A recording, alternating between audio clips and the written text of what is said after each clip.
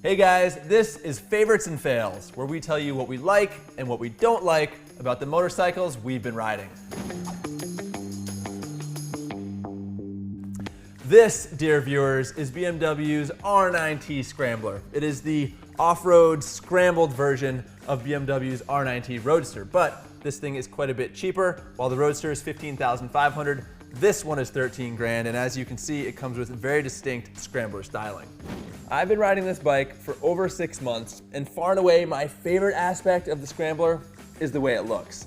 It is rugged, it is simple, it is classic, it is beautiful. And what I think is really cool is that as motorcyclists, we all like the way this thing looks, but what's awesome is that it transcends motorcycling and everyone else thinks it looks beautiful too. So whether it's your grandma or some guy at a stoplight who rolls his window down and gives you a thumbs up, there's no doubt that BMW nailed the style. Another favorite feature that is a close second behind the bike's aesthetic is the engine. This is an air and oil cooled 1200cc opposed twin, and it gives you a very unique riding experience. Something we've been saying about this engine for a long time is that it's almost better because it's a little bit worse. BMW has the new Wasserboxer engine, the water-cooled motor that's very smooth. This thing is a little more crude, it's a little more coarse, but it's in the most delicious way possible. I mean, it shakes, it kind of rattles, it smells like oil when it gets hot, and it reminds you every time you ride this motorcycle that you're wrangling a machine. For as unrefined as the engine is, and admittedly in a very good way, the controls on the R9T Scrambler are very sophisticated, and that is another favorite of mine.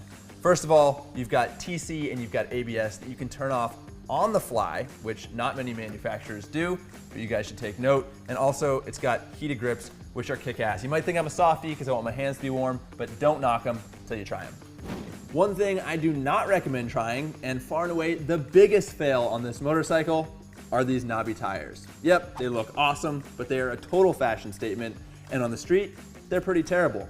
They're Metzler Carews and they vibrate a lot and they do not have good traction, so the ABS and the traction control are always active. You can get this bike from the factory with more street-oriented tires, and I would definitely recommend it. Another thing I can't stand about this bike is the idle stroke on the front brake. That's the amount of movement of the lever before you start getting pressure, and on this bike and all the other R9Ts, it seems to be excessive. It is something that you get used to after you've ridden the motorcycle for a while, but for someone like me that's fortunate enough to get to ride a lot of bikes all the time, it always takes me by surprise when I jump on this bike, pull the brake, and you get a lot more lever travel than you're expecting. As my final favorite feature, gotta give the nod to the shaft drive. Pretty standard feature on BMWs and awesome because unlike chain drive, shaft has almost no maintenance.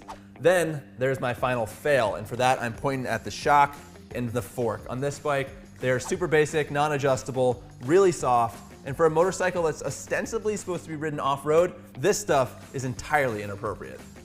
All right, that just about wraps up my summary of my favorites and fails for the BMW R9T Scrambler. If there's one thing I want you to take away from this video, it's that you gotta steer clear of those Carew tires, man. They are terrible. Thanks for watching, guys. If you enjoyed this video and found it informative, please make sure you subscribe, and that way you can be on the up and up with all the bikes we've been riding.